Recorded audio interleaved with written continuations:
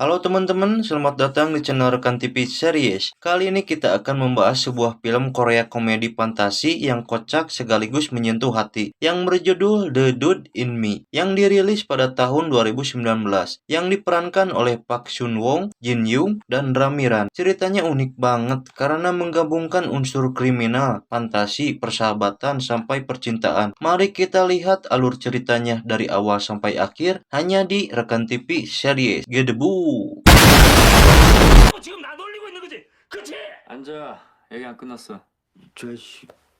아빠 앉아. Film dimulai dengan memperkenalkan Jang Pan-soo, seorang bos gangster terkenal. Dia licik, dingin, tapi juga karismatik. Semua anak buahnya sangat menghormatinya. Pan-soo adalah pria yang sudah matang usianya. Hidup bergelimangan harta kekuasaan dan dia menikah dengan anak ketua bos mafia yang bernama Sun Yong. Wanita cantik, putih, dan seksi. Dan Pan-soo memiliki perusahaan ternama di Korea, yaitu Partner Group Hanho. Namun juga Pan-soo menyimpan masa lalu yang tak semua orang tahu. Saat itu Pan-soo tiba di perusahaan Hanho, lalu Pan-soo menyuruh anak buahnya untuk mengusir pegawai pabrik yang akan dijadikan mall oleh Pan-soo. Tiba di pabrik, anak buah Pan-soo yang bernama kita sebut aja Manjul. Manjul dan anak buahnya langsung mencari pengurus pabrik yaitu Kim Jong-ki, pengurus sekaligus pemilik wewenang pabrik. Manjul langsung memberikan surat kesepakatan itu kepada kita sebut aja Jongki. Manjul memaksa Jongki untuk tanda tangan surat itu dan Manjul mengancam Jongki bahwa tangannya akan dipotong kalau tidak menandatangani surat tersebut. Dan akhirnya Jongki langsung tanda tangan surat itu dengan tangan gemetar ketakutan. Di balik itu Pan-soo yang lagi asik makan ditemani alunan musik yang santai tiba-tiba kedatangan tamu tak diundang, yaitu pria yang tidak suka sama Pan-soo. Dia selalu ingin mengambil kekuasaan milik Pan-soo. Ia yang bernama Yang, tapi bukan yang aku sama kamu ya. Keesokan harinya Pan-soo pergi makan ke Warmindo yang sederhana. Ia pergi sendirian tanpa ditemani anak buahnya yaitu Manjul. Pan-soo mengunjungi Warmindo yang selama 10 tahun gak berubah, namun pemiliknya aja yang berubah. Di saat itu Pan-soo bertemu dengan anak remaja SMA yang bernama Dong Yun. Anak culun, penakut, dan gendut yang selalu dibully oleh teman-teman sekolahnya. Pan-soo yang ingin membayar ke pemilik Warmindo. Tiba-tiba Dong Yun terburu-buru pergi namun tak membawa uang untuk membayar, dan akhirnya Pan-soo pun yang harus membayar makanannya yaitu seharga 50 yen. Hanya seorang diri karena makanannya terlalu banyak. 건강한 양반이 인심 좀 쓰지. Di saat itu Dong Yun yang sedang berada di atap sekolah, ia berusaha menghindar dari para pengganggu, namun dalam keadaan panik ia terpeleset dan jatuh dari atap gedung. Dan kebetulan saat itu Pan-soo sedang berjalan di bawah. Naas tubuh Dong Yun menimpa Pan-soo dengan keras. Keduanya pun langsung tak sadarkan diri dan langsung dilarikan ke rumah sakit.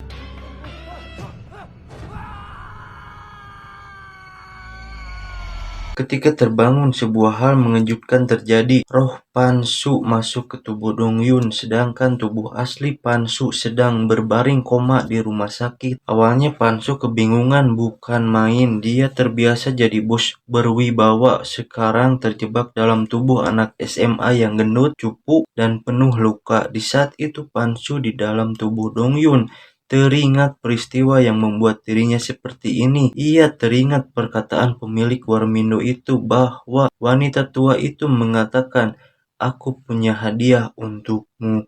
내가 나중에 최고의 선물 하나 해줄 것이여.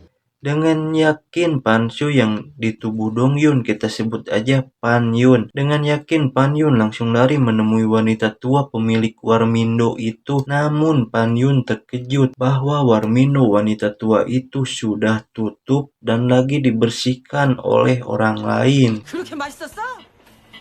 그래서 이래?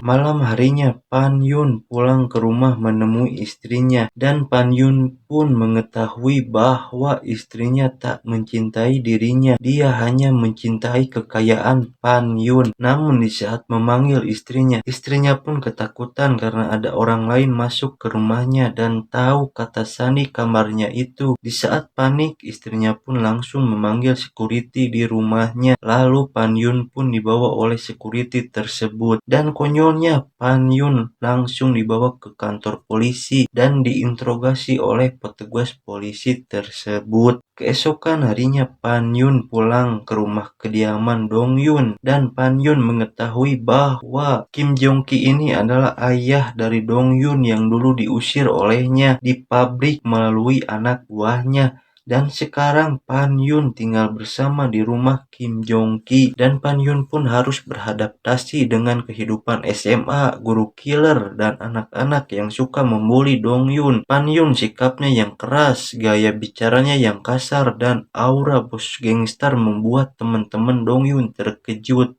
Anak-anak yang dulu membuli Dong Yun kini ketakutan karena sikapnya tiba-tiba berubah total, berani melawan, bahkan bisa menghajar balik para pengganggu dengan mudah. Sementara itu, Pan Yun mulai menyadari bahwa tubuh anak SMA punya kelemahan fisik. Dia gampang capek, kurang lincah, tapi secara perlahan dia menemukan sisi menyenangkan dari kehidupan sekolah yang dulu tidak pernah ia rasakan. Dan Pan Yun pun menemukan sebuah video yang isinya peristiwa Dong Yun yang mengalami bulian dari teman sekolahnya. Ia mengetahui bahwa anak SMA itu terpeleset dari atap gedung lalu menimpa dirinya.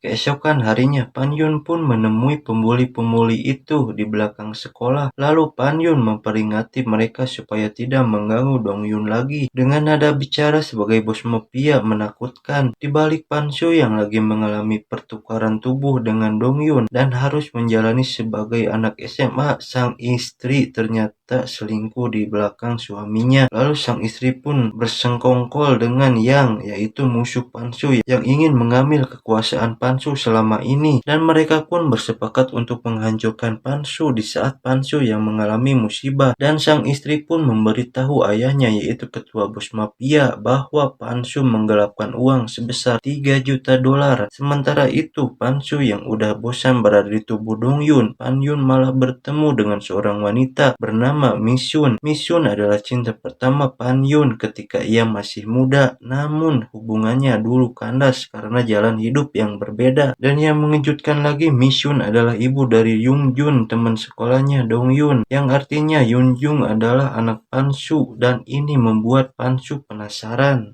Dan Pan Yun pun berencana untuk tes DNA antara Yung Jun dan Pan Shu. Lalu Pan Shu dan anak buahnya yaitu Manjul mengambil sehelai rambut Pan Shu yang lagi berada di rumah sakit. Lalu Pan Yun pun mengambil rambut Yung Jun. Dengan konyolnya ia menarik rambut Yung Jun di depan teman sekolahnya. Dan akhirnya Pan Yun dan Manjul anak buahnya melihat surat tes DNA dan ternyata mereka adalah anak dan ayah. Pan Yun pun senang campur marah karena Pan Yun sering melihat Yung Jun sering dibully di depan matanya, dan akhirnya Pan Yun pun selalu melindungi anaknya dari seorang pembuli-pembuli itu. Dan Pan Yun berencana menyuruh Manjul anak buahnya untuk mematahkan kaki anak-anak SMA itu yang sering membuli Yung Jun putrinya. Namun Manjul menolak perintah bosnya karena kata si Manjul mereka bukan tandingan dia, lebih baik bicarakan dengan baik, kata si Manjul ke bosnya. Dan akhirnya Pan Yun menemui ibu Yung Jun yaitu Miss Yun. Ia mengatakan semuanya kepada Miss Yun yang terjadi terhadap Yung Jun anaknya. Pan Yun pun berencana supaya makin dekat dengan anaknya. Lalu Pan Yun mengajak Yung Jun untuk latihan bela diri supaya makin dekat dengan anaknya. Sekaligus Pan Shu merubah tubuh Dong Yun yang gendut, dan hari demi hari Pan Shu pun berhasil merubah tubuh Dong Yun menjadi tampan yang membuat seluruh sekolahan menganga melihat perubahan Dong Yun menjadi tampan dan berotot. Keesokan harinya, Pan Yun yang melihat Kim Jong Ki lagi digebukin oleh segerombolan penagih utang dan akhirnya membuat Pan Yun marah. Ia langsung menyuruh Manjul untuk menghabisi segerombolan itu dan menyuruh membereskan hutangnya kepada mereka. Manjul pun mendatangi markas mereka sendirian. Lalu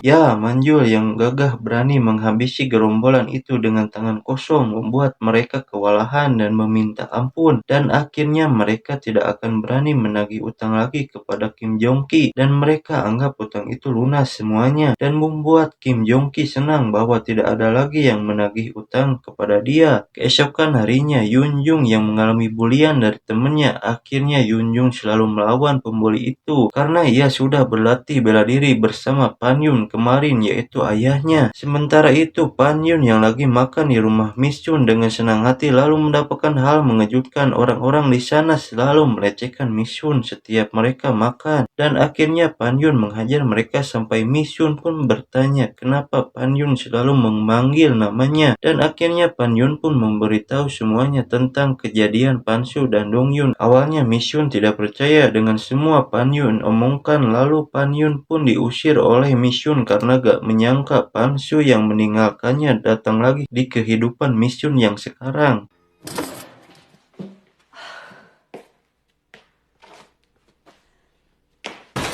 Sementara itu, Pan Yun mencoba mendekati diri dengan Miss Chun dan Yun Jung. Dunia gangster tidak tinggal diam, ada perbuatan kekuasaan dalam organisasinya, terutama dari orang-orang yang ingin menjatuhkannya. Para musuh pun berusaha menguasai aset dan menghancurkan reputasinya. Dalam tubuh Dong Yun, Pan Yun harus menggunakan kecerdikan dan pengalamannya untuk melawan para musuh. Meski fisik bukan lagi tubuh pria dewasa yang kuat, adegan-adegan penuh aksi bercampur komedi terjadi di sini. Pertarungan kocak, strategi licik, sekaligus momen menyentuh hati ketika Pan Yun berusaha melindungi keluarganya yang baru ia temukan. Akhirnya konflik besar memuncak. Pan Yun harus menghadapi pengkhianat gangsternya sekaligus menjadi keselamatan Miss Chun dan Dong Yun. Dengan keberanian dan kecerdasannya, Pan Yun berhasil menyingkirkan para lawannya meski perjuangannya tidak mudah. Pan Yun yang hampir kewalahan melawan para musuh karena tubuh Dong Yun masih lemah. Di saat Pan Yun mau dipencit oleh musuh, tiba-tiba Miss Chun menyelamatkannya dan ternyata Miss Chun masih mencintai Pan Su selama ini. Tanpa berlama-lama akhirnya para musuh pergi juga. Disinilah adegan menyentuh hati muncul. Miss Chun yang masih mencintai Pan Su, ia senang Pan Su berada di kehidupannya lagi dan akhirnya mereka berpelukan.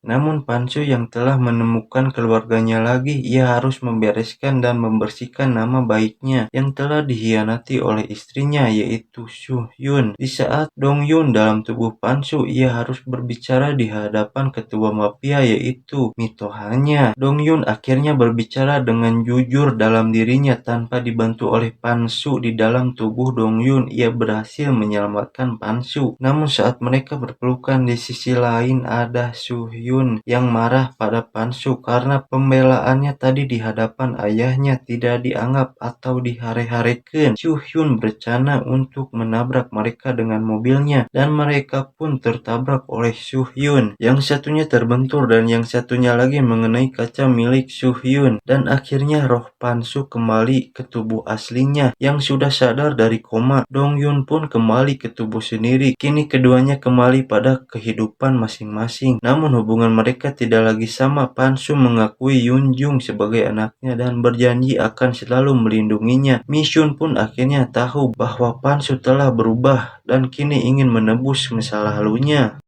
Film ditutup dengan suasana hangat ketika keluarga yang selama ini berpisah kini dipersatukan kembali.